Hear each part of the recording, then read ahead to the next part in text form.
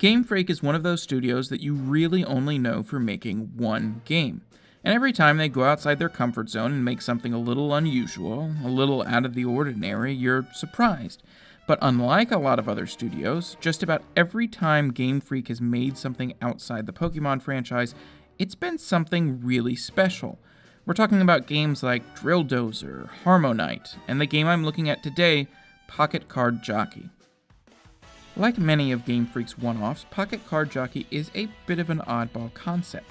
It's a combination of a more traditional jockey game, a genre that, while it's never really taken off here in the States, is extremely popular in Japan, and a solitaire game, which is popular everywhere.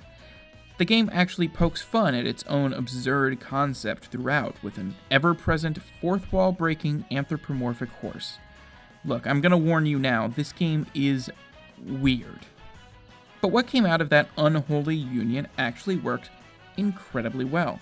I always found the jockey games incredibly dull to actually play when they were coming out on the PS2, but the meta parts of them where you were managing and breeding horses were great, while the actual racing segments were completely lifeless.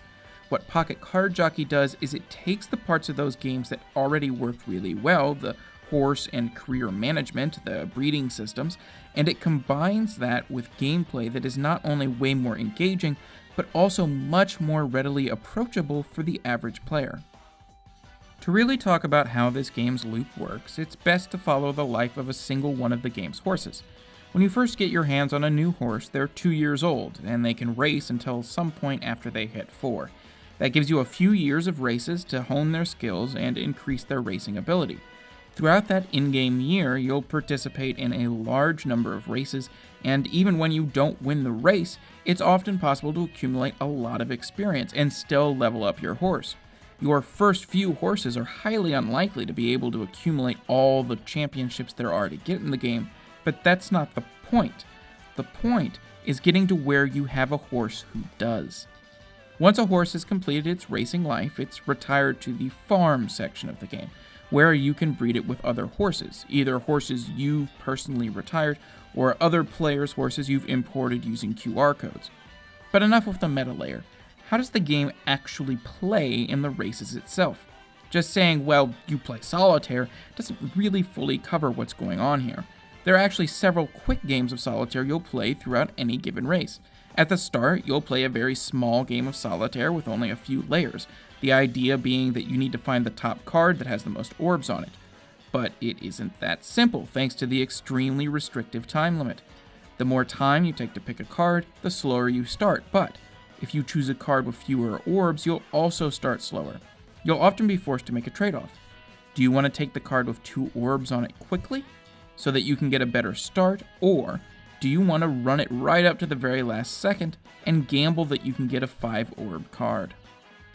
From there, you'll play several full games of solitaire, with comparatively much less restrictive time limits.